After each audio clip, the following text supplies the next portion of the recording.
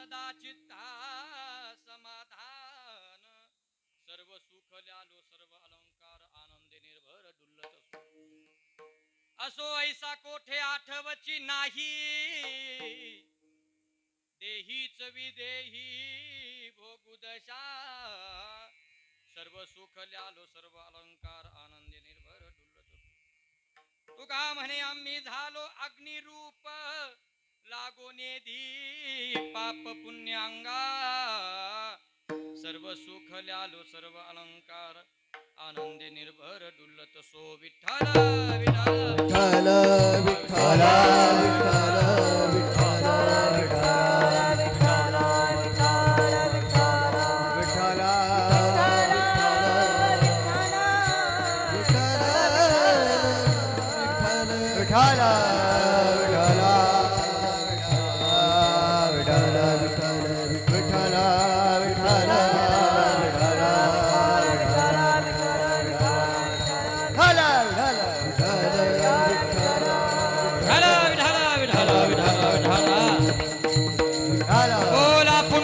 कवर्ध हरि विठ्ठल श्री ज्ञानदेव पंढरीनाथ भगवान की मौली ज्ञानेश्वर महाराज जगद्गुरु तुकाराम महाराज विश्वगुरु श्रीमन निवृत्तीनाथ सद्गुरु गंगा गिरिजी महाराज प्रभु रामचंद्र भगवान सद्गुरु गंगा गिरिजी महाराज सद्गुरु जोग महाराज की हर हर हर हर हर हर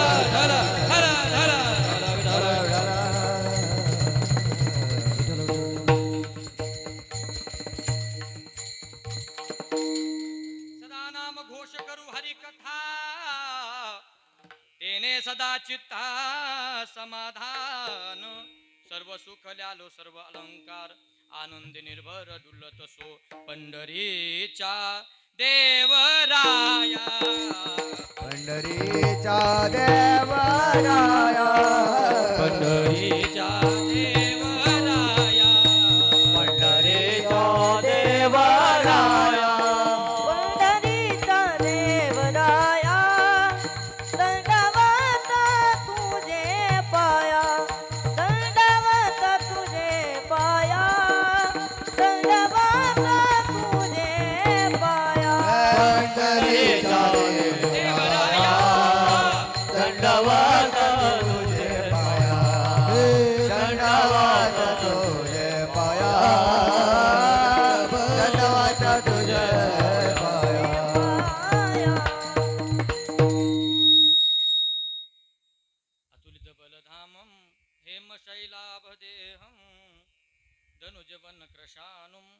ज्ञानिनाम अग्रगण्यम सकल गुण निधानम वानरानामधीशम रघुपति प्रिय भक्तम वात जातम नमामि मनोजवम मारुततुल्य वेगम जितेन्द्रियम बुद्धिमत्तम वरिष्ठम वातात्मजं वानरयूथ मुख्यम श्रीरामदूतम शरणं प्रपद्ये कलावज्ञ जीवोद्धरार्थावतारं कलंकांक तेजोदिकामोदिवक्त्रम् कलानिशवादापनोदार्हदक्षं समाधिस्थमूर्तिं भजे ज्ञानदेवम् ओम नमो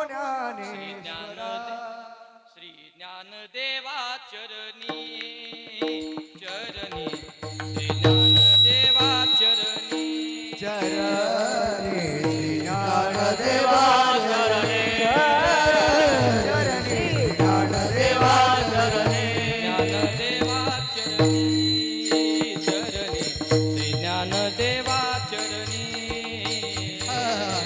ज्ञानदेवाचरणी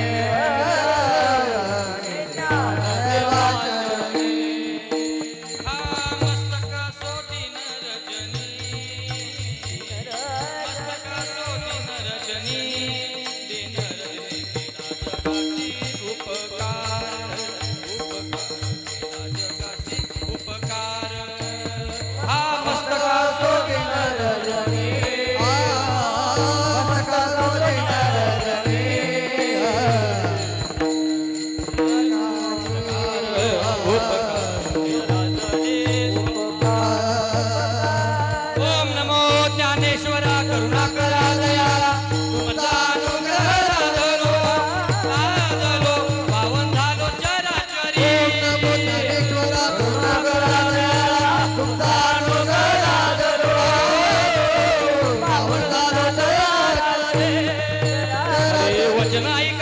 विठ्ठलापती माझी रंगाची विनंती कर जोडी तो कथे काळी कर जोडी तो कथे काळी वचनाय का कमळामध्ये माझे रंगाची विनंती कर जोडी तो कथे काळी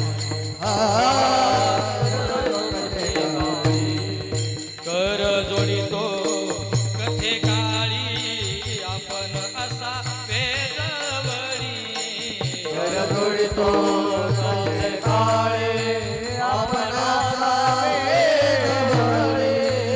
कर जोडी तो कथे काळी आपण असावे जवळी कर जोडी तो कथे काळी आपण जवळी कर जोडी तो कथे काळी आपण असावे जवळी आपण असावे जवळी हा कर जोडी तो कथे काळी कर तो कथे काळी आपण असावे जवळी कर जोडी तो कथे काळी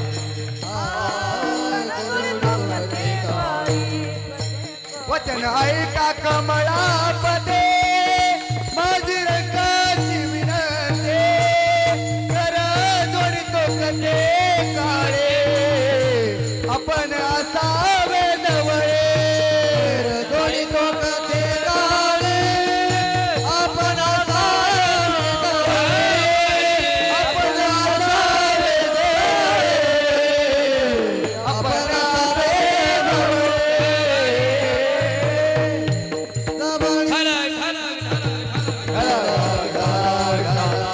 बोला पुंडलिक वरद हरी विठ्ठल श्री ज्ञानदेव पंढरीनाथ माऊली ज्ञानेश्वर जगद्गुरु तुकाराम विश्वगुरु श्रीमंत सद्गुरु गंगागिरी सद्गुरु जोग महाराज की जय हल हल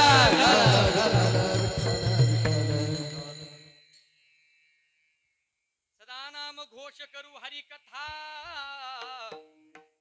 हेने सदा चित्ता समाधान सर्व सुख ल्यालो सर्व अलंकार आनंदे निर्भर डुल्लत असतो प्रस्तुत कीर्तन रूपी सेवेकरता निवडलेला अभंग योग्यांची माऊली साधकांचे माईबाप कैवल्य चक्रवर्ती सम्राट माऊली महावैष्णव ज्ञानपराया यांना प्रिय असणारे साधू अर्थात वारकरी संप्रदायामध्ये ज्यांचा अधिकार फार मोठा आहे असे देवमान्य लोकमान्य जगतमान्य वैराग्याचे महामेरू श्री संत श्रीमंत जगद्गुरु तुकाराम महाराज यांचा चार चरणाचा आणि अभंगाद्वारे जगद्गुरु तुकाराम महाराज भगवान परमात्म्याचं नामचिंतन केल्यानंतरचा फायदा या अभंगाद्वारे वर्णन करतात विठ्ठल विठ्ठल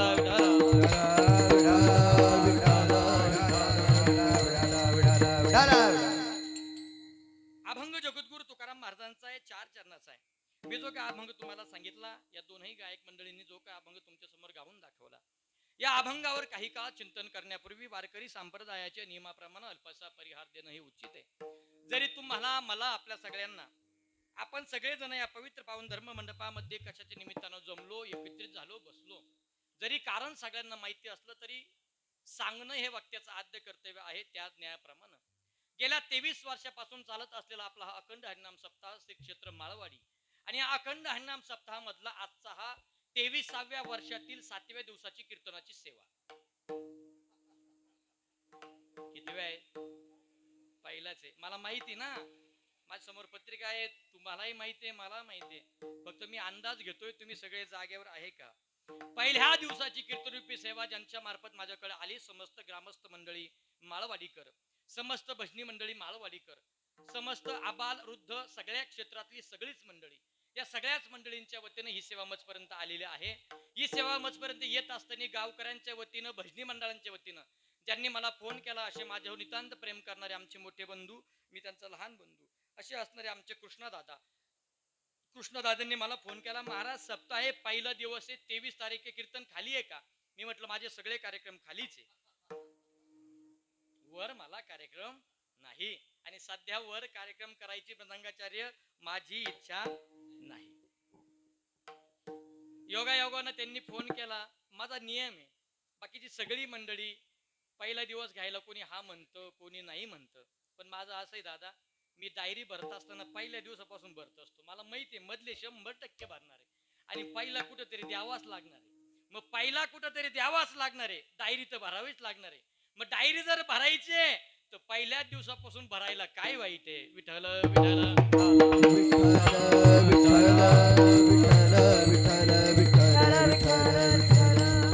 म्हणून योगायोग आहे हा. त्यांनी मला फोन केला, त्यांच्या आग्रहाला विनंतीला मान देऊन मी इथं येण्याचा प्रयत्न केला. आज या कार्यक्रमासाठी सगळं सुंदर आहे, आपला हॉल सुंदर आहे, आपली सिस्टीम सुंदर आहे, आपली दोन्ही गायनाचार्य मंडळी, रंगाचार्य मंडळी, सगळी भजनी मंडळी. एकदा या सगळ्या भजनी मंडळाकरता जोरदार टाळ्या होऊ द्या. त्याचं कारण असे, आजचा पहिला दिवस आहे, थोडं लागतं, करता होता होता थोडंफार मागं तिकडं होऊ शकतं. पण तुम्ही सगळी जाणती मंडळी आहे, तुम्ही परमार्थात मुरलेली मंडळी आहे, तुम्ही सगळी मंडळी आज या परमार्थाच्या कार्याला सहकार्य करणारी आहे. म्हणून पहिला जरी दिवस असला तरी डोक्यात पहिला दिवस हे एकदा बाजूला काढून टाका, म्हणजे कीर्तन ऐकायला सोपं जाईल. अभंग जगद्गुरु तुकाराम महाराजांचा आहे. 23 वर्षापासून आपण हा सोहळा करतोय. किती वर्षापासून? 23 वर्षापासून चोपदार आपण हा सोहळा करतोय. तुमच्या आमच्या सगळ्यांच्या मनात आलं असेल की जर 23 वर्षापासून आम्ही हा सोहळा करीत असू तर 23 वर्षात असंख्य कीर्तन आम्ही ऐकले, कीर्तन आम्ही सप्ताहाचे ऐकले, कीर्तन वर्ष श्राद्धाचे ऐकले. कुठलंही निमित्त असलं की आम्ही कीर्तन ठेवतो. आज हा 23 वर्षाचा कीर्तन महोत्सव साजरा करत असताना हा उत्सव आम्ही करतोय. मग आमच्या सगळ्यांच्या डोक्यात आलं असेल की महाराज पहिला दिवस आहे, पहिल्या दिवसाचं कीर्तन आहे, 8 दिवसाचा सप्ताह आहे. मग सप्ताह म्हटलं की आम्ही कीर्तन करतो, हा उत्साह आम्ही साजरा करतो. नेमका हा सप्ताह करत असताना, हा सोहळा करत असताना आम्ही कीर्तन का ठेवतो, असं जर कधी तुमच्या आमच्या आपल्या सगळ्यांच्या मनात आलं तर त्याचं उत्तर एकच आहे. हा सप्ताह म्हणजे काय? सप्ताह म्हणजे काय? सोहळा. सप्ताह म्हणजे काय? उत्सव. उत्सव या शब्दाचा अर्थ असा आहे, आतला आनंद वरती येणं म्हणजे आनंदाचा उत्सव होणं. जर आनंदाचा उत्सव होणं असेल तर आम्ही हा सप्ताह का करतोय? आम्हाला या सप्त्याकडून काय अपेक्षा आहे? तर आम्हाला या सप्त्याकडून अपेक्षा आहे, आम्हाला सप्त्यानं आनंद द्यावा. काय द्यावा अपेक्षा आहे? सप्त्यानं आम्हाला आनंद द्यावा. कीर्तनानं आम्हाला काय द्यावं अशी आमची अपेक्षा आहे. कीर्तनानं आम्हाला काय द्यावं अशी अपेक्षा आहे. आम्ही सगळे कीर्तनात बसलो, आम्ही सगळी वारकरी मंडळी आहे, वारकरी संप्रदायाची उपासना करणारी मंडळी आहे, भजन कीर्तन ज्ञानदान अन्नदान करणारी मंडळी आहे. आम्ही कीर्तन करतो, पर्व काळ कुठलाही असू द्या आम्ही कीर्तन करतो, निमित्त कशाचंही असू द्या आम्ही कीर्तन करतो. आम्हाला कीर्तन काय देतं असं जर साधा प्रश्न आमच्या मनात उत्पन्न झाला तर त्याचं उत्तर काय? कीर्तनाकडून अपेक्षा काय? आम्हाला कीर्तन आम्हाला देतं काय? तर कीर्तन आम्हाला देतं आनंद. कीर्तन काय देतं? बोला बोला बोला. कीर्तन काय देतं? आनंद. मग आनंदावर थांबणारी मंडळी का आम्ही? बोला. आनंदावर थांबणारी मंडळी का? अजिबात नाही. फक्त आनंदावर थांबणारी आम्ही वारकरी मंडळी नाही. आम्हाला आनंदही पाहिजे आणि आम्हाला उद्धारही पाहिजे. कीर्तन आम्हाला आनंद देतं का असा जर प्रश्न आमच्या मनात उत्पन्न झाला तर तुम्ही चेक करा. 2 तास आम्ही सगळी मंडळी कीर्तनात बसलेलो आहे. जोपर्यंत कीर्तनात बसलेलो आहे तोपर्यंत आम्हाला पुरुष मंडळी घरचं काही आठवतं का? आठवतं का? नाही. ना माधव की लेणी ना यादव की देणी. कोणाला काही द्यायचंय का, कोणाला काही घ्यायचंय का, आठवतं का आम्हाला? अजिबात नाही. महिना मंडळ तुम्हाला काही आठवतं का? सुनबाईनं दूध व्यवस्थित ठेवलेलं असेल का नसेल, दरवाजे नीट लावले असेल का नसेल, मी तर इकडं आले कुलपीला तर झटका मारायचा राहून गेला, असं काही आठवतं की तुम्हाला? अजिबात नाही. आम्हाला काही 2 तास आठवत नाही. एकदा फक्त इथं जय विठ्ठल होऊ द्या. इथं जय विठ्ठल झालं, आम्ही उठलो, आम्ही कपडे झटकले का आमच्या डोळ्यासमोर कृष्णदादा पहिला प्रश्न आहे, चप्पल आहे का गेली?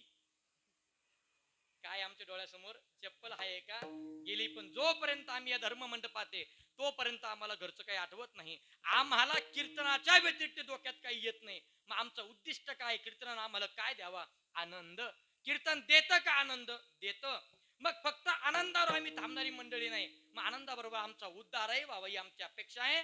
मग कीर्तन उद्धार करतं का? जगद्गुरु तुकाराम महाराज म्हणतात करतं. कीर्तन काय करतं? कीर्तन आमची काया ब्रह्मरूप करतं. काया ब्रह्मरूप करतं याच्यात नवल नाही. जगद्गुरु तुकाराम महाराज म्हणतात ते चांगलं आहे आणि ते चांगलं असून आमचं शरीर हरिरूप करण्याची ताकद त्या कीर्तनात. कीर्तन चांग होय ग हरी रूप, होय ग हरी रूप, होय ग हरी रूप.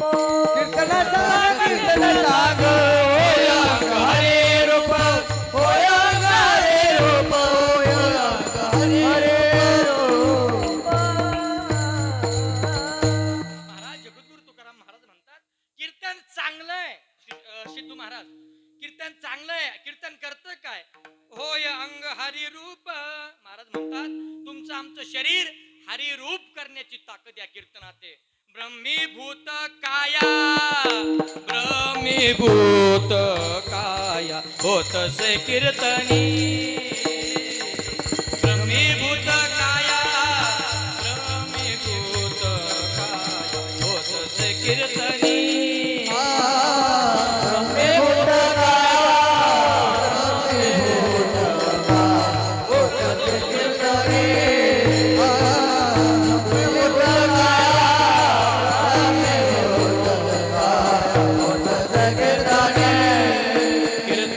ब्रह्मीभूत काया, ब्रह्मीभूत काया होतसे कीर्तनी.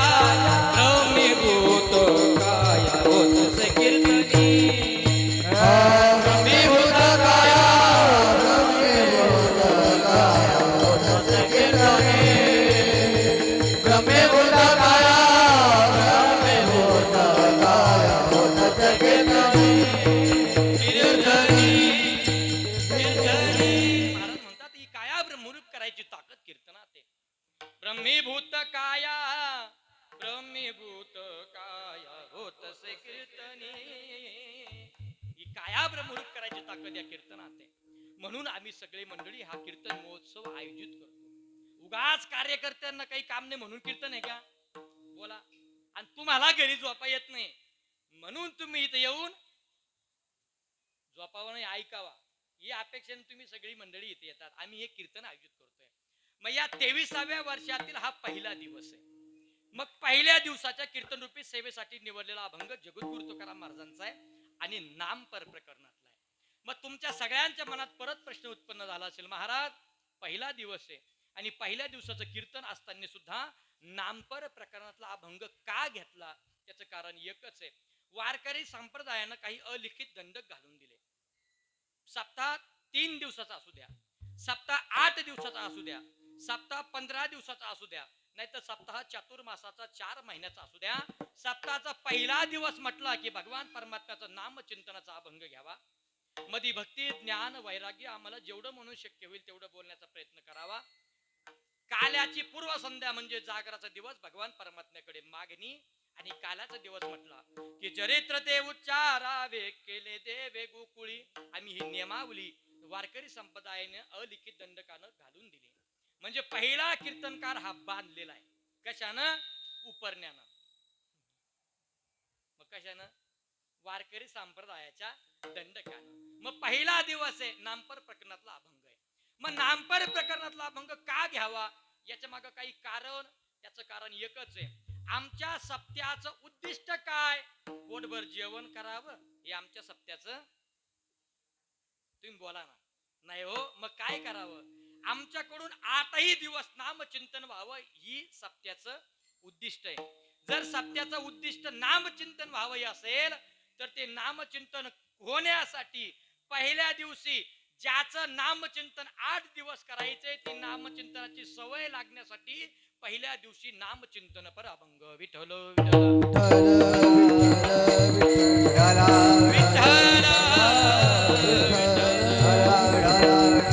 नामचिंतन पर अभंग. ऐका, तो नामचिंतन पर अभंग काय घ्यायचा? त्याचं दुसरं कारण आहे, त्या भगवान परमात्म्याच्या नामचिंतन आम्ही सुरुवात करतोय.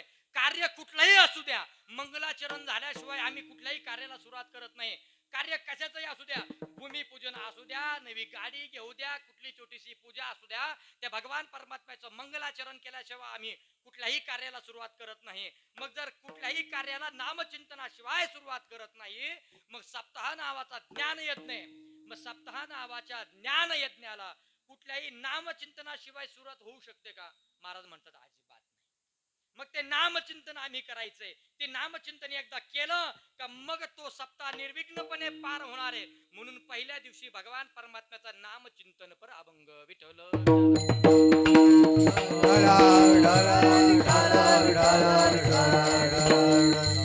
नामचिंतन पर अभंग पहिल्या दिवशी का? त्याचं तिसरं कारण सांगतो. का घ्यायचं नामचिंतन पर अभंग? त्याचं कारण असं आहे, या जगात फक्त दोनच गोष्टी मंगल. किती गोष्टी? दोन. एक, माझा भगवान परमात्मा मंगल आहे. आम्ही म्हणतो ना विष्णू सहस्रनामात, मंगलम भगवान विष्णू मंगलम गरुड ध्वजा. एक देव मंगल, आणि दुसरी गोष्ट माझ्या भगवान परमात्म्याचं नाम मंगल. सिद्धू महाराज माऊली महावैष्णव ज्ञानबराया म्हणतात, जे भगवान परमात्म्याचं नाम मंगल आहे ते नाम सगळ्यांच्या आधी घेतलं पाहिजे.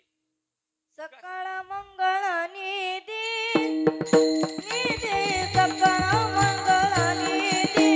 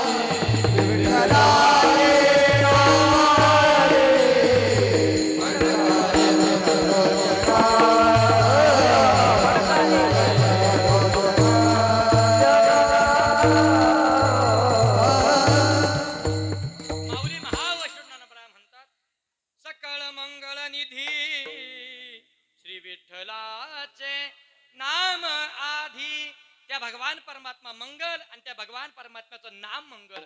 जर नाम त्याचं मंगल असेल तर ते मंगल नावाने सुरुवात झाली पाहिजे. म्हणून पहिल्या दिवशी नामपर प्रकरणातला अभंग विठ्ठल.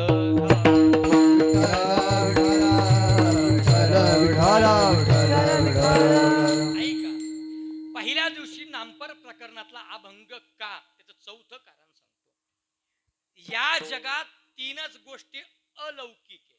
किती गोष्टी? तीन. एक, देव अलौकिक आहे. दोन, संत अलौकिक आहे.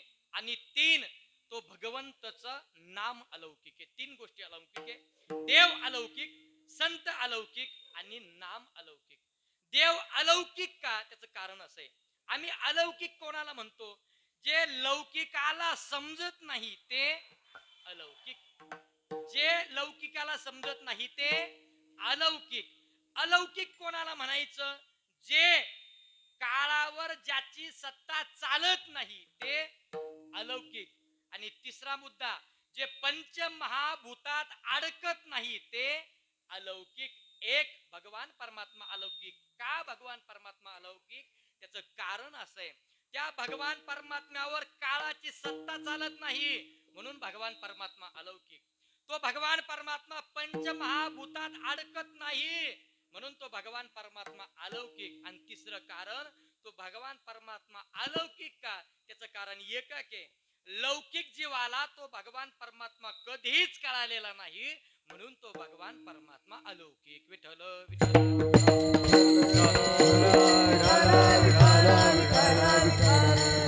दोन, संत अलौकिक. संत अलौकिक का? त्याचं कारण असं आहे, संतांचा महिमा आतापर्यंत कुठल्याही लौकिकातल्या जीवाला कळालेला नाही म्हणून संत अलौकिक. आम्हाला संत कपड्यानं दिसत असतील भगवे, पण मुक्ताबाई म्हणतात, वरी भगवा झाला नामे अंतरी वश केला कामे, त्याला म्हणू नये साधू दिसत असेल, तो साधू वाटत असेल, तो साधू दिसत असेल, तो साधू भासत असेल, पण तो वरच्या अंगानं साधू जरी दिसत असला तर अंतिस्थ हृदयानं तो साधू असेलच याची शाश्वती नाही. का? संत कळणं एवढी सोपी गोष्ट नाही. म्हणून म्हणून संत अलौकिक. मला जास्त याच्यावर बोलायचं नाही, त्याचं कारण तुम्हाला सगळ्यांना कळालेलं आहे. मला अजिबात बोलायचं नाही. का बोलायचं नाही? नवती ते संत करीती कवित्व. याचा अर्थ काय? संत वरून संत होऊ शकत नाही. संत हा अंतिस्थ हृदयापासून असावा लागतो. म्हणून संत अलौकिक. दुसरा मुद्दा, संत का अलौकिक? त्याचं कारण एकच आहे, संतांवर काळाचं काहीही चालत नाही म्हणून संत अलौकिक. आम्ही काय केलं? जगद्गुरु तुकाराम महाराज म्हणतात, त्या काळाच्या माथ्यावर पाय. जगा काळ खाये आम्ही माथा दिला पाये, आम्ही माथा दिला पाये, आम्ही माथा दिला पाये. जगा काळ खाये आम्ही माता दिला पाये, आम्ही माता दिला पाये, माता दिला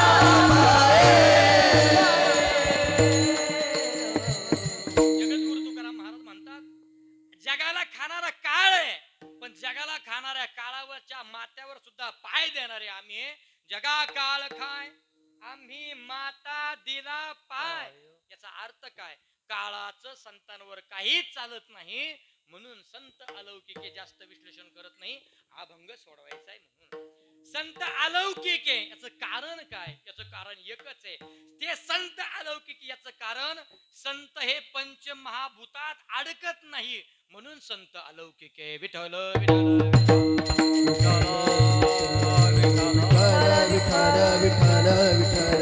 एक देव अलौकिक, दोन संत अलौकिक, आणि तिसरा मुद्दा माझ्या भगवान परमात्म्याचं नाव अलौकिक. का नाव अलौकिक? त्याचं कारण एकच आहे, नाव लौकिकाला कळत नाही. नाव लौकिकाला कळत नाही. जे लौकिकाला कळत नाही म्हणून ते भगवान परमात्म्याचं नाव हे अलौकिक आहे. तुम्ही विचार करा, आतापर्यंत जेवढे साधू संत झाले, युग पुरुष झाले, महात्मे झाले, या भारत राष्ट्रात जेवढे जेवढे युग पुरुष संत पुरुष झाले, त्यांनी एवढं सांगितलं, काय काय करा? काय करा? नामचिंतन करा, नामस्मरण करा. जगद्गुरु तुकाराम महाराज म्हणतात, मी तुमच्या पायाला लागतो, विनंती करतो, एकच काम करा, करे टाळी बोला मुखी नाम. मग काय करा? विठ्ठल विठ्ठल मना वेळोवेळा. एवढं करा, एवढं करा, एवढं करा. काय म्हणा? ज्या ज्या वेळेस भगवान परमात्म्याचं नामचिंतन होईल त्यावेळेस भगवान परमात्म्याचं नामचिंतन करा, भजन करा. ते नामचिंतन भजन करणं म्हणजे भगवान परमात्म्याच्या सन्निग्ध जाणं. ते भगवान परमात्म्याचं नामचिंतन करणं म्हणजे तो भगवान परमात्मा आपलासा करणं. ते भगवान परमात्म्याचं नामचिंतन करणं म्हणजे काय? तर त्या भगवान परमात्म्यावर सत्ता करणं. जे जे लौकिकातल्या कोणालाही ते उमजत नाही, ते अलौकिक असणारं भगवान परमात्म्याचं नाव आहे. म्हणून ते भगवान परमात्म्याचं नाव हे अलौकिक आहे. तुम्ही विचार करा, भगवान परमात्म्याचं नाव अलौकिक का? त्याचं दुसरं कारण आहे, काळावर काळावर सत्ता सुद्धा नामाची. काळावर सत्ता सुद्धा नामाची. एक, लौकिकाला कळत नाही. दोन, काळावर सत्ता नामाची. आणि तीन, या पंचमहाभूतात नाव अडकत नाही. असं अलौकिक भगवान परमात्म्याचं नाव आहे ना, म्हणून ते अलौकिक नाव पहिल्या दिवशी घ्यायचं म्हणजे 8 दिवस त्याची सवय लागते. म्हणून पहिल्या दिवशी नामचिंतन पर अभंग विठ्ठल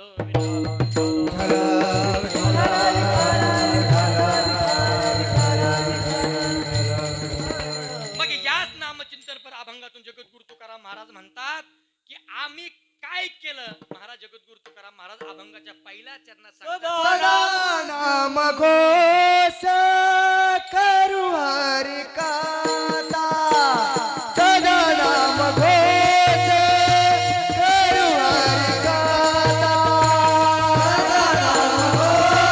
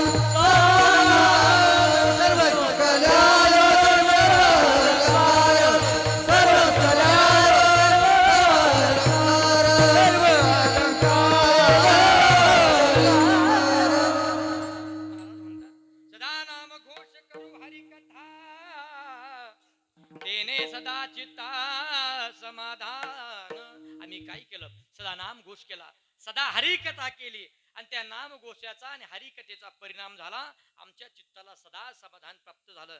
या अभंगाकडे जर आपण नीट निरीक्षण केलं तर या अभंगाद्वारे जगद्गुरु तुकाराम महाराज भगवान परमात्म्याचा नामाचा उपयोग सांगताय, त्या नामाचा फायदा सांगताय.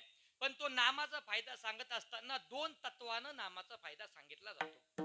कुठल्या दोन तत्वानं? पहिलं तत्व, नामाचा जर फायदा सांगायचा असेल, एक पहिलं तत्व, ते नामाचा फायदा आधी सांगायचा आणि महत्व नंतर सांगायचं. पहिला मुद्दा. दुसरा मुद्दा असा आहे, आधी नामाचं महत्व सांगायचं आणि मग नामाचा फायदा सांगायचा. हा दुसरा मुद्दा. म्हणजे काय? एखादी व्यक्ती आहे, एखाद्या व्यक्तीचं नाव आधी सांगायचं, नाव आधी सांगायचं आणि मग त्याचा फायदा सांगायचा. हा झाला पहिला विषय. दुसरा, त्याचा फायदा आधी सांगायचा आणि नंतर त्याचं नाव सांगायचं. हा झाला दुसरा विषय. म्हणजे काय? आम्ही ज्ञानेश्वरीचं पारायण करतो. मग का करतो आम्ही पारायण? जी जी मंडळी बुद्धिवादी आहे, जी जी मंडळी अभ्यासू आहे, जी जी मंडळी नित्य पारायण करणारी आहे, जी जी मंडळी नामचिंतन नामस्मरण जगद्गुरु तुकाराम महाराजांचा गाथा, माऊली महावैष्णव ज्ञानोबरायांची ज्ञानेश्वरी, नाथ महाराजांचं भागवत, सकल संत गाथा अभ्यासणारी मंडळी आहे. त्यांनी ज्ञानेश्वरी वाचा असं जरी त्यांच्या कानावर पडलं तरी तिचा उपयोग सांगावा लागत नाही. पण जी मंडळी कधीच कीर्तनाला जाणारी नाही, जी मंडळी कधीच ज्ञानेश्वरी वाचणार नाही, जी मंडळी कधीच जगद्गुरु तुकाराम महाराजांचा गाथा वाचणारी नाही, त्यांना गाथेचा, नामदेव महाराजांच्या गाथेचा, शांतीब्रह्म एकनाथ महाराजांच्या गाथेचा, माऊली महावैष्णव ज्ञानोबरायांच्या ज्ञानेश्वरीचा आधी फायदा सांगावा लागतो. मग ती मंडळी ज्ञानेश्वरीकडे आकर्षित होत असते. तुम्ही विचार करा, काय करते ज्ञानेश्वरी माऊलीची? असा जर प्रश्न आमच्या मनात उत्पन्न झाला तर त्याचं उत्तर असे, ज्ञान होय अज्ञानासी ऐसा वर त्या केशी, म्हणून वाचावी ज्ञानेश्वरी, डोळा पहावी पंढरी. म्हणून ती ज्ञानेश्वरी वाचावी. झाडं लावा, झाडं लावा, झाडं लावा. सरकार ओरडून सांगते कृष्ण, काय करा? झाडं लावा. का लावा? झाडं ऑक्सिजन देतात, कार्बन डायऑक्साइड बाहेर टाकतात. असं जर झाडं लावा आम्हाला भरपूर सांगितलं सगळ्यांनी, पण ते ऑक्सिजन देतात याच्यावर आमचा विश्वास बसत नाही. कुठपर्यंत?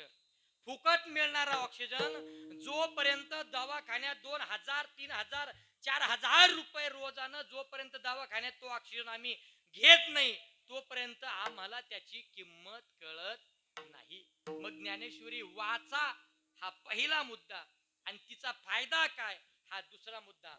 वस्तू आहे पण असलेल्या वस्तूची जोपर्यंत किंमत आम्हाला कळत नाही तोपर्यंत तिची उपयोगिता आमच्या ध्यानात येत. मग काय झालं पाहिजे? वस्तू आहे पण असलेल्या वस्तूची किंमत कळली पाहिजे. विठ्ठल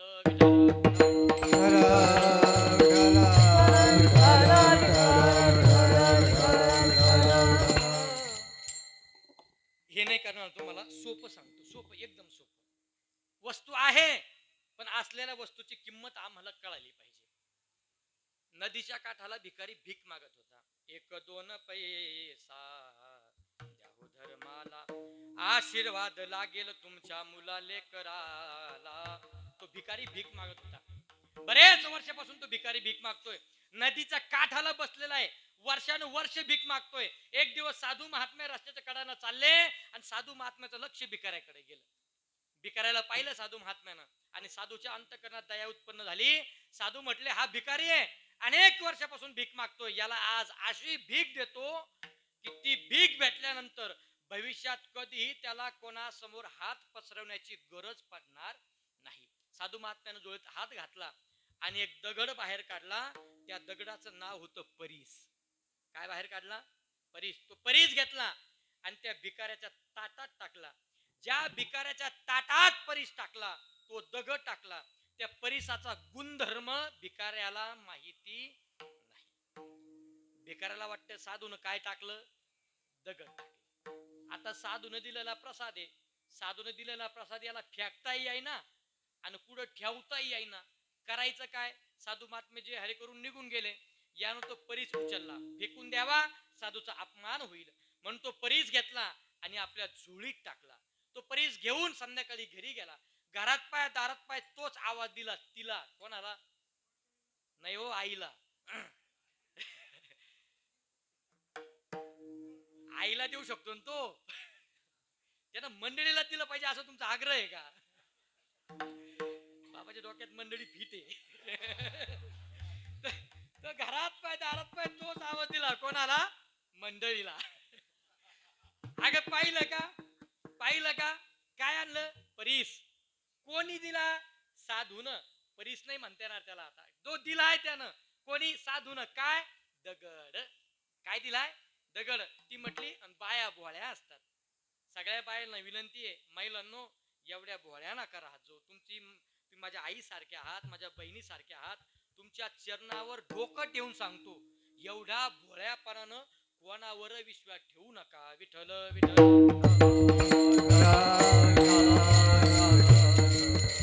काय आणलं? काय आणलं? दगड. कोणी दिला? साधून. एक काम करा, इथं ठेवू नका, याला उचला आणि देवाऱ्यात ठेवा. त्या भिकाऱ्यानं तो दगड घेतला, माने परीस घेतला आणि देवाऱ्यात ठेवला. पण त्याला त्या परीसाचा गुणधर्म माहिती नाही. आणि परीसाचा गुणधर्म आहे, एकदा का परीसाचा स्पर्श लाकडाला झाला का लाकडाचं सोनं नाही हो. तुम्ही हाच म्हणा. परीसाचा गुणधर्म आहे, एकदा का परीसाचा स्पर्श लोखंडाला झाला का लोखंडाचं सोनं होतं. पण हा गुणधर्म भिकाऱ्याला माहिती नाही. साधू महात्म्यानं ज्या परातीत तो दगड माने परीस टाकला, ती परात जर्मलची होती. गुणधर्म कळालेला नाही. घरी आणला, देवाऱ्यात ठेवला. ज्या देवाऱ्यात दगड म्हणून परीस ठेवला, तो देवारा कशाचा? लाकडाचा. गुणधर्म कळालेला नाही. सकाळी उठला, सगळ्या देवांबरोबर तो परीस सुद्धा, तो दगड सुद्धा आंघोळीला काढला. ज्या भांड्यात तो परीस माने देव, सगळ्या देवांबरोबर तो परीस नानायला काढला. ते भांड कशाचं? जर्मलचं. कशाचं? जर्मलचं, प्लास्टिकचं, तांब्याचं. धरा. गुणधर्म कळालेला नाही. ज्या देवांसोबत तो परीस नानायला काढला, ते देव कशाचे? भिकाऱ्याच्या घरात चांदीचे देव. हा धरा, साधे साधे. बरं तुमच्या म्हणण्याप्रमाणे चांदीचे. गुणधर्म कळालेला नाही. ज्या देवांबरोबर तो ठेवला, गुणधर्म कळालेला नाही. बरेच वर्षानुवर्ष गेले, अनेक वर्ष गेलं. तोच भिकारी, तीच नदी, त्याच नदीच्या काठाला पुन्हा साधू महात्मे आले आणि तो भिकारी पुन्हा भीक मागत होता. एक दोन पैसा द्या हो धर्माला, आशीर्वाद लागेल तुमच्या मुला लेकराला. एक दोन पैसा द्या हो धर्माला. साधूला राग आला. म्हटले का रे, तुमच्या खोडी जात नाही का रे? साधू महात्मे म्हटले जात नाही का? म्हणजे काय? अरे बरेच वर्षापूर्वी मी तुला एक दगड दिला होता, काय केलं त्याचं? भिकारी म्हटलं व्यवस्थित ठेवलाय घरी. कुठं? देवाऱ्यात. कुठं ठेवला? देवाऱ्यात. साधून सांगितलं देवाऱ्यात कायला ठेवला? म्हणे पूजेला. देवाऱ्यात काय ठेवला? पूजेला. साधू महात्मे म्हटले जो देवाऱ्यात पूजेला ठेवलाय ना, त्याचं नाव परीस आहे. आणि परीसाचा गुणधर्म आहे, परीसाचा स्पर्श लोखंडाला झाला का लोखंडाचं सोनं होतं. एवढं ऐकलं आणि भिकारी जे उठला आणि जे सुटला. कुठं गेला मला सांगायचं नाही चोपदा, पण तो गेला. मला मुद्दा एवढा सांगायचा आहे, सिद्धांत एवढाच आहे. परीसाचा गुणधर्म जोपर्यंत माहित नव्हता, तोपर्यंत परीस दगड होता. वस्तू असून उपयोग नाही, वस्तूचा गुणधर्म आम्हाला कळायला पाहिजे. वस्तू आहे, नामचिंतन आहे, पण जोपर्यंत नामचिंतनाचा गुणधर्म आम्हाला कळत नाही, तोपर्यंत त्याचा फायदा आमच्या लक्षात येत नाही. फायदा काय? फायदा एकच आहे. आजपर्यंत आम्ही जेवढं म्हणून करतोय प्रपंचाच्या संबंधानं किंवा परमार्थाच्या संबंधानं, हे सगळं करण्यामागे एकच आहे. माझ्या लक्षात आहे, रोडच्या आगाऊ पोर आहे. बरं, काय चालू आहे आपलं? म्हणा ना कीर्तन. विठ्ठल विठ्ठल.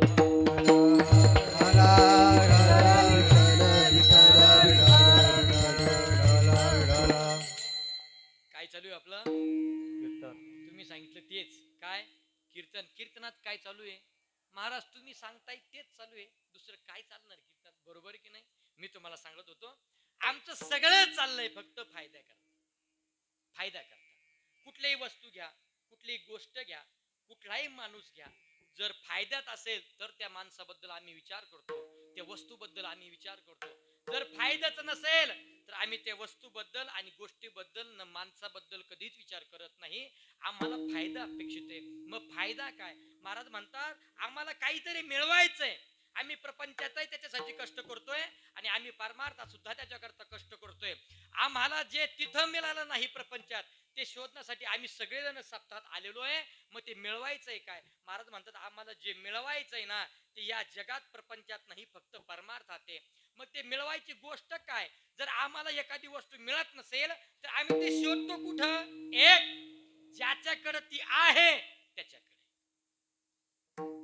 मला गायन येत नाही, मला गायन येत नाही.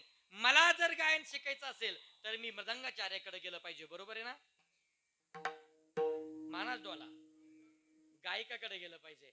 मला जर मृदंग शिकायचा असेल तर मी कोणाकडे गेलं पाहिजे? पेटीवाल्याकडे. नाही हो, मृदंगाचार्याकडे. मला जर टाळ वाजवायचं शिकायचं असेल कोणाकडे गेलं पाहिजे? भजनी मंडळाकडे. मला जर श्रीमंत व्हायचं असेल तर कोणाकडे गेलं पाहिजे? भिकाऱ्याकडे. नाही हो, मला जर श्रीमंत व्हायचं असेल तर एखाद्या श्रीमंत व्यक्तीकडून आम्ही मार्गदर्शन घेतलं पाहिजे. मग जी वस्तू ज्याच्याकडे त्याच्याकडे जाऊन आम्ही त्याला विचारली पाहिजे. मग सुख, शांती आणि समाधानाची अपेक्षा जर आम्हाला प्रपंचात असेल तर ती वस्तू कोणाला विचारली पाहिजे? ज्याच्याकडे ती वस्तू आहे त्याला. कोणाला? ज्याच्याकडे ती वस्तू आहे त्याला. तुम्ही सगळेजण विचार करा. या सगळ्या माळवाडीचे लोक एकत्रित झाले आणि समाधानाच्या शोधात निघाले. जायचंय कुठं? समाधान आहे कोणाकडे? ते समाधान फक्त वारकरी संप्रदायातील संतांकडे, वारकरी संप्रदायातील भजनांकडे, वारकरी संप्रदायातील गायकांकडे, वारकरी संप्रदायातील मृदंगाचार्याकडे, वारकरी संप्रदायाकडे, प्रत्येक भजनाकडे हे सुख, शांती, समाधान आहे. म्हणून सगळी माळवाडीची मंडळी एकत्रित झाले आणि ते म्हटले एक काम करूया, या सगळ्यांचे चेहरे पहा आणि आमचे चेहरे पहा. 8 दिवस हे बघा ना गायकाचार्याचे चेहरे टवटवीत कसे आहे की नाही? किती स्वीट आहे बघा त्यांचे चेहरे, किती फ्रेश आहे. याचं काय कारण आहे? मृदंगाचार्याचं बघा किती सुंदर आहे. याचं काय कारण आहे? याचं कारण एकच आहे, नामचिंतनाचा हा परिणाम आहे. मग आता पाहिजे काय आम्हाला? समाधान. काय मिळवायचंय? मिळवायचंय काय? समाधान. मग आहे कोणाकडे? मग सगळेजण म्हटले समाधान ना संतांकडे. मग सगळे माळवाडीचे लोक एकत्रित झाले, भजनी मंडळाला बरोबर घेतलं आणि भजनी मंडळाला बरोबर घेऊन मग सगळी मंडळी निघाले. कोणाकडे? चला म्हटले समाधान आहे जगद्गुरु तुकाराम महाराजांकडे ना. मग चला जगद्गुरु तुकाराम महाराजांना विचारू समाधान कसं आहे, समाधान कुठं आहे आणि मिळवायचं असेल तर करायचं काय? चला म्हटले सगळेजण. मग सगळेजण उठले आणि जगद्गुरु तुकाराम महाराजांना शोधात सगळे भजनी मंडळासहित गावकरी मंडळी मालवाड्याचे सगळे देहूच्या दिशेनं वाटचाल करायला लागले.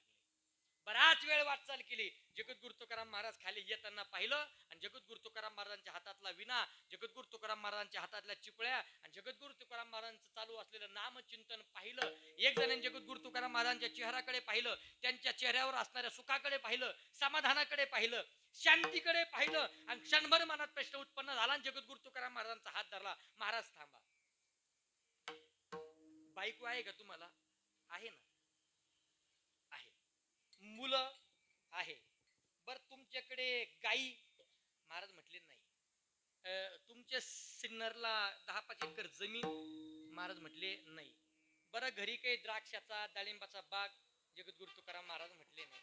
मग तुमच्याकडे जर याच्यातलं काहीच नाही आणि आमच्याकडे सगळे, तरी तुमच्या चेहऱ्यात आणि आमच्या चेहऱ्यात एवढा बदल का? तुमच्या वागण्यात आणि आमच्या वागण्यात एवढा बदल का? तुमच्या स्वभावात आणि आमच्या स्वभावात एवढा बदल का? याचं काय कारण महाराज सांगा.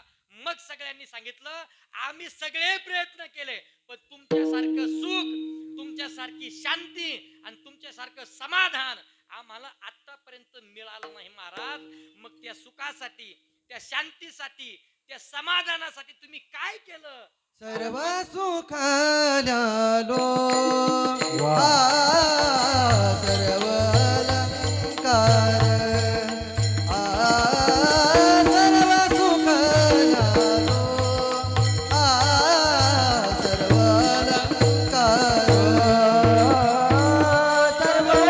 सुखाल्यालो सर्व अलंकार सर्व सुखाल्यालो सर्व अलंकार सर्व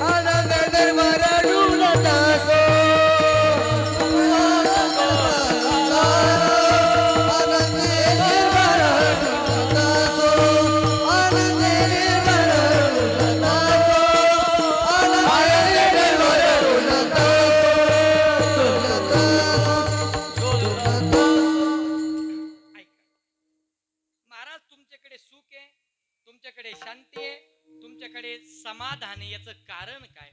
याचं कारण अभंगातल्या पहिल्या चरणातल्या उत्तरार्धात जगद्गुरु तुकाराम महाराज म्हणतात, आम्ही काय केलं? तेने सदा चित्ता समाधान. आम्ही केलं काय? सदा नाम घोष करू हरिकथा. तेने सदा चित्ता समाधान. आम्हाला त्यानं समाधान प्राप्त झालं. दुसऱ्या चरणात आम्ही त्याचे अलंकार परिधान केले आणि मग आनंदानं डुलायला लागलो. आधी आम्हाला ते मिळालं काय? समाधान. कशानं? सदा नामघोष केला, सदा हरिकथा केली आणि त्या सदा नामघोषाचा परिणाम, सदा हरिकथेचा परिणाम झाला. आम्ही सर्व सुखाचे अलंकार परिधान केले. आम्ही सदा सदा नामघोष केला. सदा म्हणजे कधी केला? कदा मदा नाही, सदा. कधी केला? सदा. आम्ही सदा नामचिंतन केलं. म्हणून तर म्हणतात एक काम करा, तुम्ही सकाळी झोपेतून उठायच्या आधी सुद्धा म्हणा. आपण सगळे काकडत म्हणतो बघा, लाहो करा गाठ घाला मूळबंदी, सांडावा उगिया उपाधी, लक्ष लागून राहा गोविंदी गा. एक काम करा, राम राम स्मरा आधी. आधी काय स्मरा? राम राम स्मरा. आधी म्हणजे कधी? सकाळी झोपेतून उठायच्या आधी. उठल्यावर तर कराच. सकाळी झोपेतून उठायच्या आधी. सकाळी झोपेतून उठायचं आम्हाला. आपण डोकं वरती वर करून उठतो का? पाय डोकं वरती करून उठतो ना. मग डोकं वरती करून उठायच्या आधी काय म्हणा? राम म्हणा, कृष्ण म्हणा, हरी म्हणा. म्हणा म्हणा, नाम चिंतन करा. सकाळी उठले, उठल्याबरोबर हातात ब्रश घेतला, ब्रशवर पेस्ट टाकली, घेतलेला ब्रश दातावर घासायच्या आधी काय म्हणा? राम म्हणा. आंघोळीला गेले, पहिला तांब्या मग्गा घेतला, तो पहिला मग्गा डोक्यावर टाकायच्या आधी काय म्हणा? राम म्हणा, कृष्ण म्हणा, हरी म्हणा. तुम्ही कोणी ऑफिसला निघाले, कोणी मळ्यात कामाला निघाले, जे जे ऑफिसला निघाले ना, त्यांनी पहिलं पाऊल घराच्या बाहेर ठेवायच्या आधी काय म्हणा? राम म्हणा. जे जे मळ्यात निघाले, ते मळ्यात जाऊन कामाला सुरुवात करायच्या आधी काय म्हणा? राम म्हणा, विठ्ठल म्हणा, कृष्ण म्हणा, हरी म्हणा. जे जे ऑफिसला गेले, ते टेबलावर खुर्चीवर बसायच्या आधी काय म्हणा? राम म्हणा. जे ऑफिसला जाऊन खुर्चीवर बसले ना बाबा, त्यांनी टेबलाच्या वरून टेबलाच्या खालून घेण्याच्या आधी राम म्हणा. म्हणा राम. का राम म्हणा? जाईल भवश्रम आणि दुःखाचं रूपांतर सुखात होईल म्हणून राम. कधी? आम्हाला समाधान मिळालं, आम्हाला सुख मिळालं, आम्हाला शांती मिळाली. याचं कारण काय? आम्ही सदा नामचिंतन केलं. कधी केलं? सुखे सेवू ब्रह्मानंदा, गाऊ राम नाम सदा. सुखे सेव ब्रह्मानंद, गाऊ राम नाम सदा. नो हे मग बाधा काळ दूत यमाची, नोहे मग बाधा काळभूत यमाचे. नो हे मग बाधा काळ दूत यमाची. नोहे मग बाधा काळभूत यमाचे. करू वासुदेव स्मरण, तेने सुटेले बंधन. करू वासुदेव स्मरण, तेने सुटेले बंधन. करू वासुदेव स्मरण, वासुदेव स्मरण, तेने तुटेल बंधन. आम्ही काय करू? सुखे सेवू ब्रह्मानंदा, गाऊ राम नाम सदा. आम्ही सदा नामचिंतन करू, सदा जयघोष करू. आणि या सदा नामचिंतनाचा, सदा जयघोषाचा परिणाम होणार, आमच्या चित्ताला सदा समाधान मिळणार. सदा, त्याच्याशिवाय ते होऊ शकत नाही. मग ते सदा मिळालेलं समाधान, सदा मिळालेलं सुख, सदा मिळालेला आनंद, त्याचं केलं काय महाराज? जगद्गुरु तुकाराम महाराज म्हणतात, ते सुखाचे, समाधानाचे, शांतीचे अलंकार केले आणि परिधान केले. सर्व सुख ल्यालो, सर्व अलंकार, आणि मग आनंदे निर्भर डुलत असतो. याच्यासाठी केलं काय? याच्यासाठी एकच केलं, सदा नामचिंतन केलं आणि सदा कथा केली. काय केलं? सदा नाम घोष करू, सदा हरी कथा करू. आम्ही कथा करू. त्या कथेने परिणाम झाला. कथा करते काय? महाराज म्हणतात तापाचं ताप घालवणारी कथा आहे ती कथा आम्ही केली. तापाचं ताप म्हणजे काय? तुमच्या आमच्या सारख्या प्रपंचिक जीवाचा ताप घालवणारी कथा आहे. आम्ही ती कथा केली आणि पारमार्थिक माणसाच्या जीवनात येणार आळस घालणारी कथा आहे म्हणून आम्ही ती कथा केली. मग केली कोणाबरोबर कथा? महाराज म्हणतात कथेसाठी 3 जण लागतात. कथेसाठी देव, कथेसाठी संत, कथेसाठी नाम. हे 3 जण असले की मग कथा होती. कथा त्रिवेणी संगम.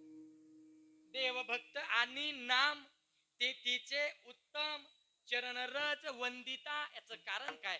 आम्ही कथा केली आणि ते कथेचाही परिणाम झाला. आमच्या जीवनात आम्हाला समाधान प्राप्त झालं.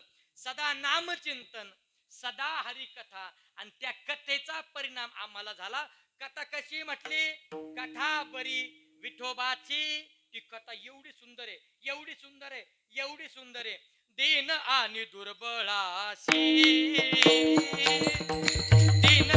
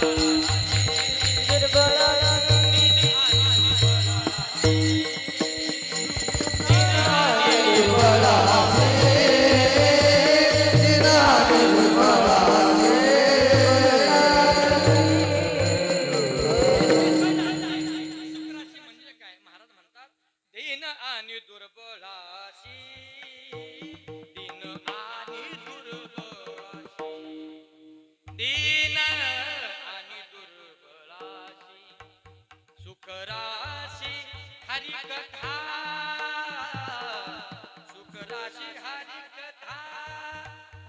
दीन आणि दुर्बळाशी, दीन आणि दुर्बळाशी. महाराजची दीन असू द्या, दुर्बळ असू द्या, तो कसाही असू द्या, नाहीतर कसाही असू द्या. म्हणजे काय? तो कसाही असू द्या नाहीतर कसाही असू द्या, तो कसाही जरी असला किंवा कसाही जरी असला तरी तो दीन आणि दुर्बळाशी, सुखराशी हरिकथा. ते काय करतो? सुखराशी हरिकथा आहे. हरिकथा म्हणजे करते काय? कथा भगवान परमात्म्याची कथा काय करते? कथा काय करते? कथा काय करते सांगू? कथा जीवनातलं पाप घालवते, कथा जीवनातलं ताप घालवते, कथा जीवनातलं दैन्य घालवते. हे सगळं घालवते म्हणून आम्ही कथा करतोय. कुणाची? कुणाची? भगवान परमात्म्याची. आणि त्या भगवान परमात्म्याची कथा केली. करूयाची कथा नामाचा गजर, आम्हा संसार काय करी, आम्हा संसार काय करे आम्हा संसार, काय करे आम्हा संसार. म्हणून ती दुःख हरणारी कथा, आम्हाला समाधान प्राप्त करून देणारी कथा ना, आम्ही तेवढंच करू. करू याची कथा नामाचा गजर, आम्हा संसार काय करी. आम्हाला तो संसार आता काही करू शकत नाही म्हणून आम्ही त्या कथेच्या जोरावर, त्या नामचिंतनाच्या जोरावर, त्या नामस्मरणाच्या जोरावर आम्हाला आमच्या जीवनात समाधान प्राप्त झालं. आणि त्या सगळ्या समाधानाचे आम्ही अलंकार मिळवले आणि ते अलंकार मिळवून आम्ही सर्व सुखाचे अलंकार परिधान केले आणि ते परिधान करून आम्ही आनंदे निर्भर डुलत सो. मग तो आनंद घेत असताना आम्ही मालवाडीत असलो. काय पंढरपूरच्या वाटेला असलो काय, नाहीतर चोपदार म्हणून उभे असलो काय, आम्हाला कुठलीही लाज भय शंका येत नाही का? लाज भय शंका दुराविला मान, नकळे साधन या परते. आम्हाला लाज भय शंका कुठली येत नाही का? आम्ही ते अलंकार परिधान करून घेतले म्हणून. मग आम्ही आता कुठल्या अवस्थेत याचा आमच्या मनात विचार येत नाही. अभंगाचं तिसरं चरण. ओ सोयसे कोठे आठवत नाही,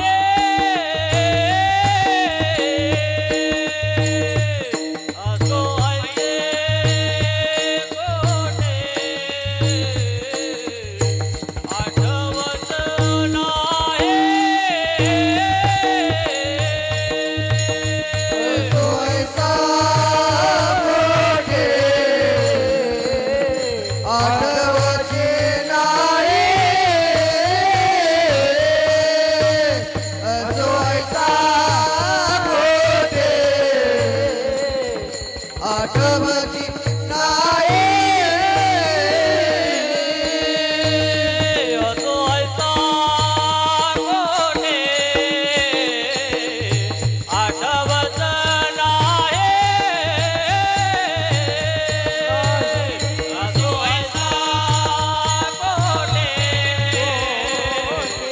आठवते नाही.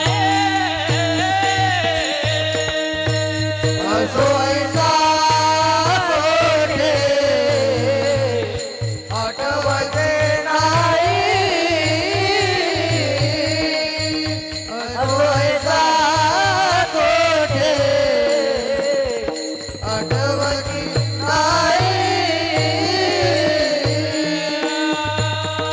सोयसा कोठे आठवते नाही. कोठे आठवत नाही, देखील विद्रोही भोगू नका. राम कृष्ण हरी, जय जय राम कृष्ण हरी. सुख द्यालो सर्व अलंकार, सर्व सुख द्यालो सर्व अलंकार. सर्व सुख द्यालो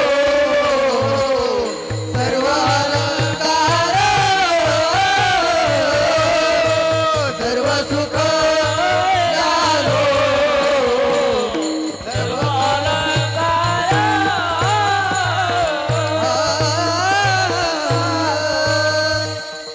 महाराज म्हणतात, ते सुखाचे अलंकार आम्ही परिधान केले, ते शांतीचे अलंकार आम्ही परिधान केले, ते समाधानाचे अलंकार आम्ही परिधान केले.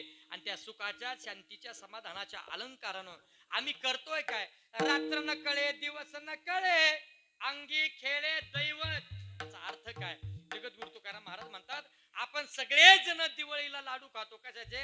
रव्याचे, मोतीचूरचे लाडू खातो. पण जगद्गुरु तुकाराम महाराज म्हणतात, आम्ही लाडू खातो आनंदाचे. तुका म्हणे आम्ही खातो आनंदाचे लाडू. हे कशानं खातो? याचं कारण एकच आहे, आम्ही सदा नामचिंतन केलो म्हणून सदा आनंदाचे लाडू खातो. मग ते खात असताना आम्ही कुठल्या अवस्थेत, कुठल्या परिस्थितीत याचा आम्हाला अंदाज येत नाही. दिनरजनी हाची धंदा, गोविंदाचे पवाडे. रात्र न कळे दिवस न कळे, अंगी खेळे दैवत माने नामचिंतन. आम्ही कुठल्या अवस्थेत याची आम्हाला भान, याचं आम्हाला जाण राहत नाही. याचं कारण काय? आम्ही सदा त्या नामचिंतनात व्यस्त राहतो आणि सदा आम्हाला समाधान प्राप्त होतं. म्हणून आपण जर कधी वारीला गेलो, पंढरपूर पर्यंत जर आळंदीहून निघालो, किंवा आमच्या गावापासून आपल्या गावापासून जर आळंदी पर्यंत निघालो, किंवा आळंदी पासून पंढरपूर पर्यंत निघालो, जे 80 वर्षाचे म्हातारे, जे 70-75 वर्षाचे म्हातारे, की ज्यांना घरी बसवत नाही, ज्यांना 2 किलोमीटर चालवत नाही, असे म्हातारे माणसं वारीच्या वाटेला 50-50, 40-40 किलोमीटर चालतात नाही, नाचत चालतात. याचं कारण काय? सर्व सुख ल्यालो सर्व अलंकार, किंवा असो ऐसा कोठे आठवची नाही, देहीच विदेही भोगू दशा. हे मोर मोर मोर मोर नाचतो. मोर काय करतो? नाचतो. थै थै थै थै थै थै थै थै मोर नाचतो. हा असाच नाचतो. नाचला मोर नाचला, भरपूर वेळ नाचला. 2 तास मोर नाचला. 2 तास मोर नाचला आणि त्याचं नाचणं बंद झालं. आणि मग आमच्या खिशाकडे लक्ष गेलं. अरे 2 तास मोर नाचत होता. किती तास? 2 तास. 2 तास मोर नाचत होता. पण साधी शूटिंग सुद्धा काढली नाही आपण. काय केलं नाही? मोर 2 तास नाचत होता. आपल्या खिशात 80,000चा मोबाईल होता. पण आपण साधी शूटिंग सुद्धा काढली नाही. मोर नाचतोय, देहभान होऊन नाचतोय, स्वतःचा देह विसरून नाचतोय. मग आम्ही त्या मोराकडे गेलो, हातात कॅमेरा धरला आणि मोराला म्हटलं, मोर प्लीज वन्स मोर. परत एकदा नाचतो का? मोर म्हणला, बावळाटा, अरे 2 तासापासून मी तुझ्या समोर, आता तू म्हणतो वन्स मोर. असं होऊ शकत नाही. जोपर्यंत तो नाचतोय तोपर्यंत देहभान विसरून नाचतोय. का? आम्ही नाचतोय. का नाचतोय? देहभान विसरून नाचतोय. का नाचतोय? कारण आम्हाला ती प्रपंचातली वस्तू मिळालेली आहे. ती वस्तू काय मिळाली? नामचिंतन आम्हाला मिळालं. आणि त्या नामचिंतनाचा परिणाम झाला, आम्ही सर्व सुखाचे अलंकार परिधान करून आम्ही कुठे याच आम्हाला भान राहिलेलं नाही. ती वस्तू आम्ही शोधली प्रपंचात, पण ती आम्हाला मिळाली नाही. आणि ती वस्तू आम्हाला समाधानाची फक्त परमार्थात मिळाली.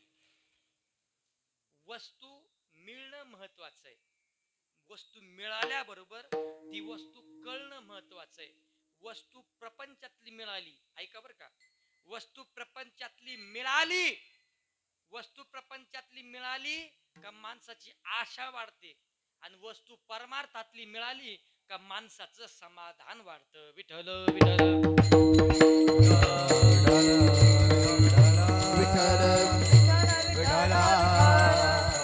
वस्तू मिळाली आम्हाला कशाची? प्रपंचाची. पण प्रपंचातली एखादी कितीही वस्तू मोठी मिळाली का आमची आशा वाढत जाते. जो सायकलवर चालतो ना, त्याला असं वाटलं मोटरसायकल मिळाली पाहिजे, मोटरसायकल मिळाली पाहिजे. जो मोटरसायकलवर, त्याला असं वाटतं 4 व्हीलर मिळाली पाहिजे. जो 4 व्हीलरवर, त्याला असं वाटतं फॉर्च्युनर मिळाली पाहिजे. ज्याच्याकडे फॉर्च्युनर आहे त्याला असं वाटतं विमान मिळालं पाहिजे. ज्याच्याकडे विमान आहे त्याला एवढंच वाटतं ते पडू नये बुवा. आता एवढी आशा वाढत चालते. पण वस्तू एकदा परमार्थातली मिळाली की परमार्थातली वस्तू माणसाला समाधान प्राप्त करून देते. वस्तू प्रपंचातली मिळून उपयोग नाही. वस्तू ही परमार्थातलीच मिळाली पाहिजे. का? एकदम सोपं सांगतो तुम्हाला, पटकन कळलं, ऐका. एक जण घराचा पाया करायला गेला. घराचा पाया, घर बांधायचं, घराचा पाया करायला गेला. 10 फूट 20 फूट जेसीबीने त्याने खणलं. त्यानं 20 फूट खणत असताना अचानक त्याला एक सोन्याची 9 किलोची मूर्ती सापडली. बबो नाही, खरंच. किती किलोची? 9 किलोची. त्यानं ती सोन्याची मूर्ती धुतली. ती मूर्ती धुवून बरोबर घरी घेऊन आला. घरी बरोबर ती मूर्ती ठेवली. सगळे जण यायचे, आजीबाई किती किलोची मूर्ती होती? 9 किलोची. कशाची? सोन्याची. अंदाज भाव जो असेल तो असेल. महाराज नका दुखावरच्या खपल्या काढून, आम्हाला घ्यायचं होतं. मी यांना म्हटले होते कांद्याचे पैसे झाले 500 रुपये निकवाय ना, काहीतरी घ्या. पण हे म्हटले कांद्याच्या पैशात कुडूक सुद्धा होऊ शकत नाही. ते शक्य नाही. का शक्य नाही? भाव एवढे नाही की काहीतरी होईल. मग करायचंय काय? सोन्याचे भाव गगनाला मिळाले. पण याला बिचाराला 9 किलोची मूर्ती सापडली सोन्याची. त्याने ती मूर्ती घेतली, घरात ठेवली. आणि घरात ठेवून आता सोन्याची मूर्ती भेटल्यानंतर किती आनंद व्हायला पाहिजे. हा त्या मूर्ती समोर गेला आणि तोंड सोडून बसला. कसा बसला? तोंड सोडून. आता मला ते तोंड सोडणं येत नाही, तर मी तुम्हाला करून दाखवलं असतं. तोंड सोडून बसला. जसा तो तोंड सोडून बसला, सगळेजण यायचे. काय झालं? मूर्ती सापडली. किती किलोची आहे? 9 किलोची आहे. सगळेजण म्हणायचे, अरे बापरे, 9 किलोची मूर्ती, तू तोंड सोडून बसला का रे असा? तो म्हटलं, तुम्हाला सांगण्यासारखा विषय नाही. एक दिवस मी गारक्याला गेलो, कारण महाराज मंडळी अशा ठिकाणी गेले पाहिजे. का? भांडवल तयार होतं सांगायला. याच्यापेक्षा काय? मी एक दिवस गारक्याला गेलो. मी म्हटलं, काय झालं? मूर्ती सापडली. किती किलोची? 9 किलोची. किती किलोची? 9 किलोची. ती मूर्ती हातात घेतली. मी बघितलं, अरे हा खरंच 9 किलोची जड आहे. मग मूर्ती जर 9 किलोची सापडली, मूर्ती जर सोन्याची सापडली, मग तू तोंड सोडून का बरं बसला? तो म्हणे महाराज तुम्ही मूर्ती पाहिली का? म्हटलं पाहिली. म्हणे ती मूर्ती हातात घेतली का? म्हटलं घेतली. त्या मूर्तीवर एक वाक्य लिहिलंय, ते वाचलं का? म्हटलं नाही. म्हणे डबल वाचा बरं. मी ती मूर्ती हातात घेतली, व्यवस्थित पाहिली, आणि त्या मूर्तीच्या खाली एक वाक्य लिहिलं होतं, ही सोन्याची 9 किलोची 11वी मूर्ती. कितवी कितवी कितवी 11वी. म्हटलं मग याच्यात विचार करायसारखं काय? तो म्हणे ही जर 9 किलोची 11वी मूर्ती आहे, तर मी विचार करतो याच्या आधीच्या 10 कुठे गेल्या? याचा अर्थ काय? जी 9 किलोची मिळाली ती समाधान प्राप्त करून देत नाही का?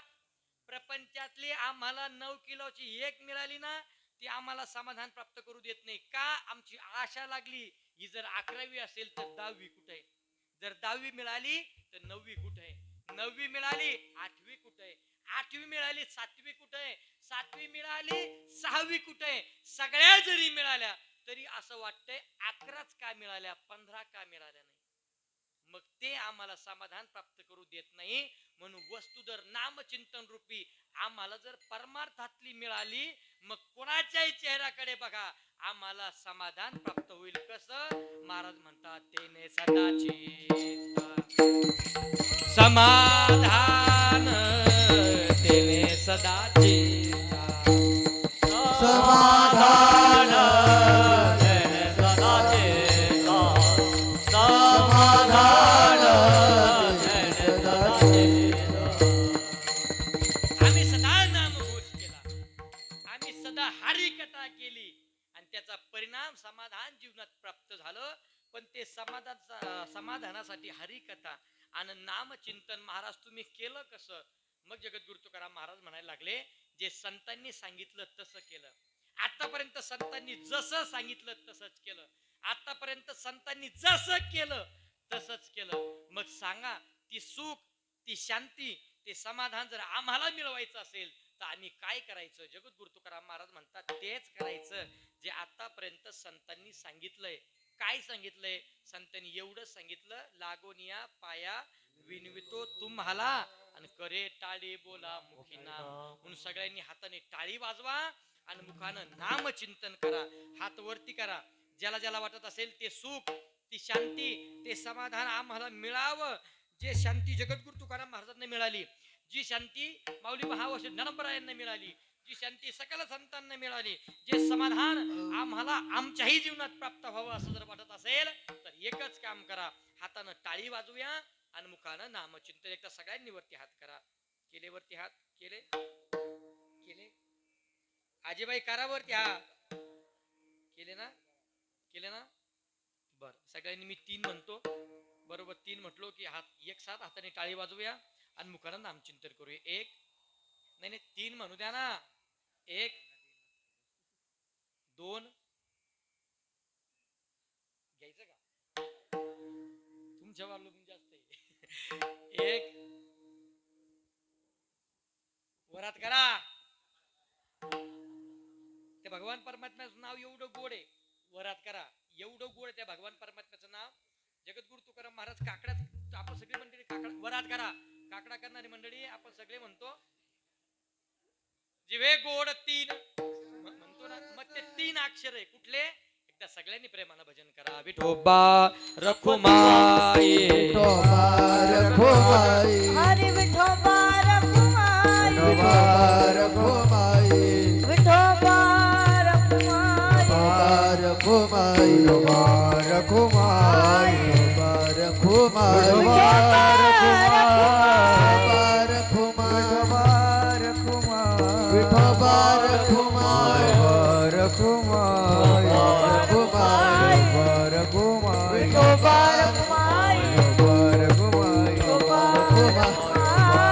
रखुमाई, हरी विठोबा रखुमाई, विठोबा रखुमाई,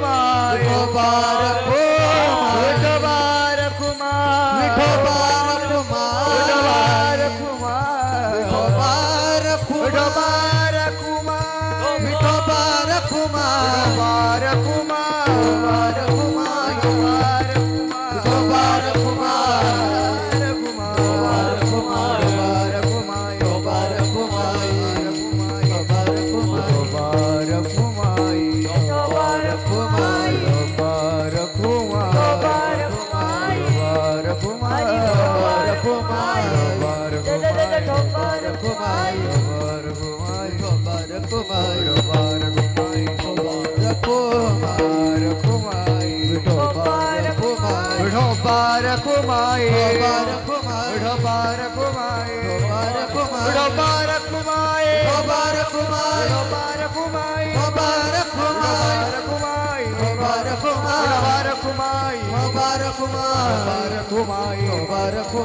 रखुमाई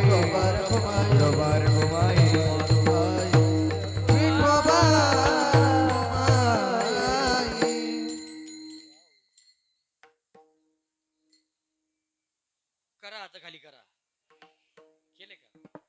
हात वरती कराय सगळ्याला सांगावं लागतं. ते मागचे वरती करा, पुढचे वरती करा, त्या बाजूचे वरती करा, सगळ्यांना हात वरती करा सांगावं लागतं. पण हात खाली करा हे सांगावा लागत. विठोबा रखुमाई कधी खाली आले आमच्या आम्हाला कळायला नाही. महाराज जगद्गुरु तुकाराम महाराज म्हणतात त्या नामचिंतनाच्या माध्यमातून जे समाधान आम्हाला आमच्या जीवनात प्राप्त झालं त्याचा परिणाम झाला. काय परिणाम झाला जीवनावर?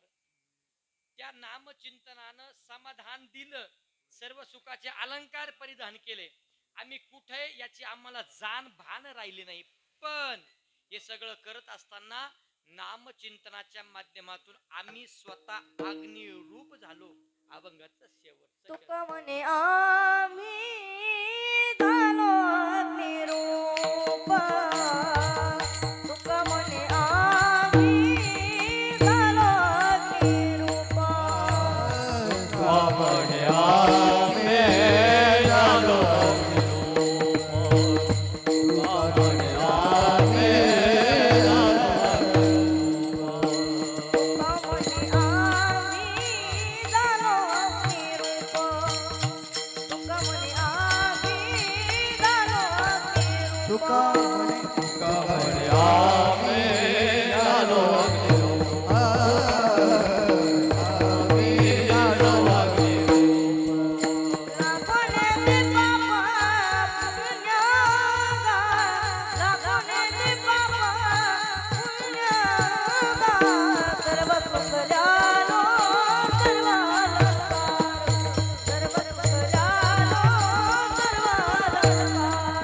लागोने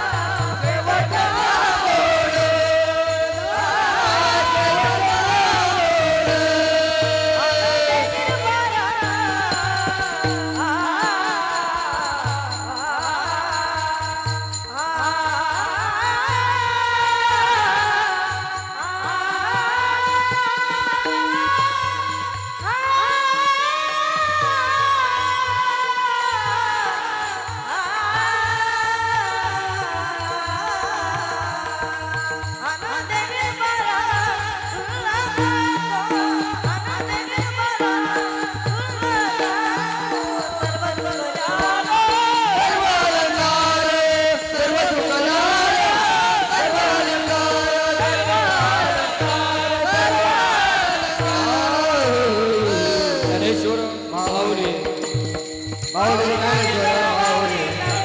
ज्ञानेश्वर माऊली माऊली ज्ञानेश्वर माऊली माऊली ज्ञानेश्वर ज्ञानेश्वर ज्ञानेश्वर माऊली ज्ञानेश्वर ज्ञानेश्वर माऊली ज्ञानेश्वर माऊली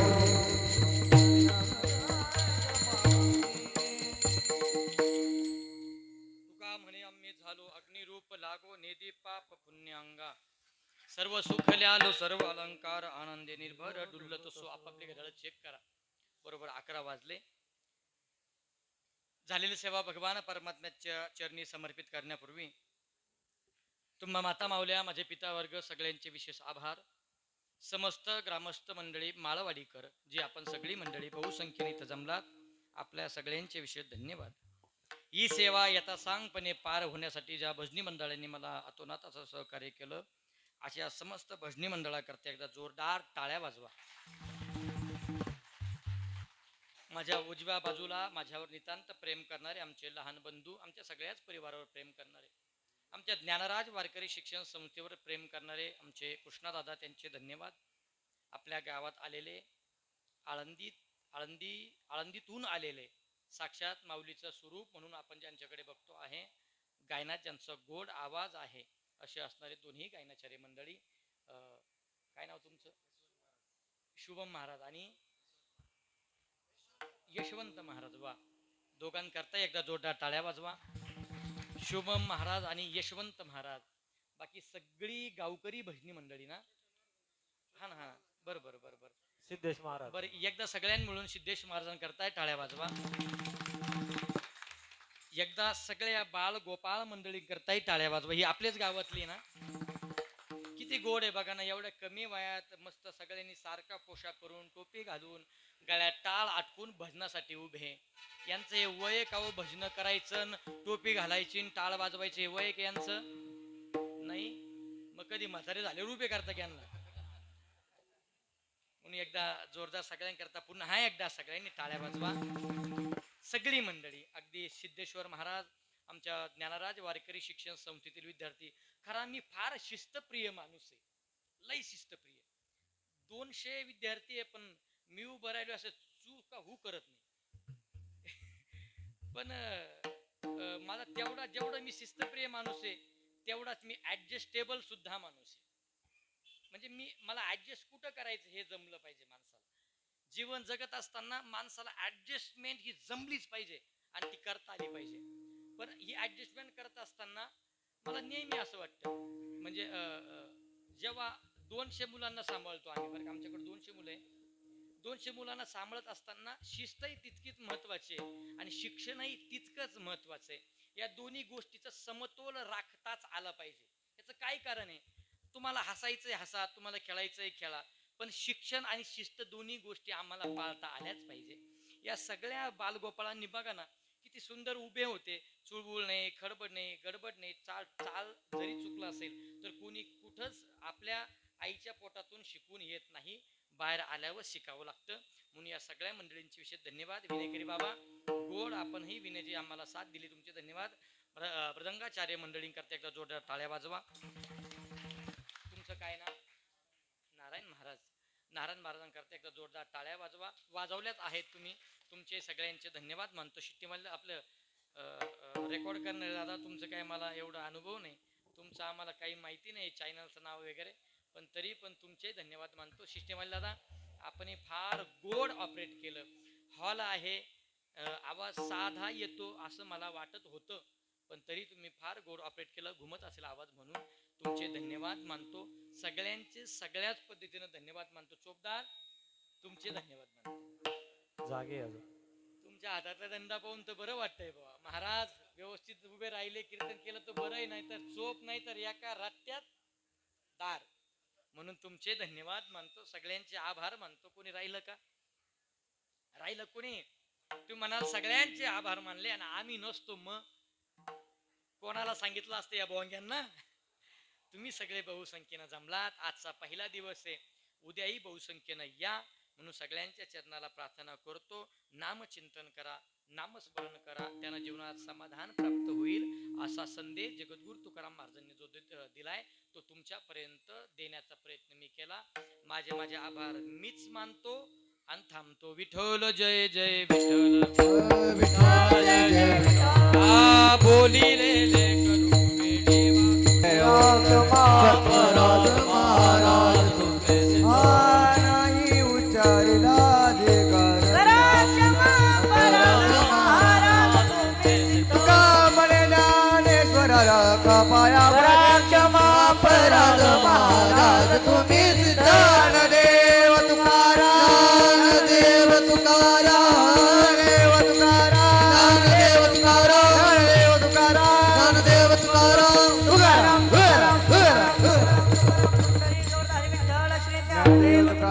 पंढरीनाथ भगवान की जय. मौली ज्ञानेश्वर महाराज की, जगद्गुरु तुकाराम महाराज की जय. संत ज्ञानेश्वर महाराज की जय. आज एक 5 मिनिटं पहिला दिवस आहे, कोणी उठू नका. आग्रहाची विनंती.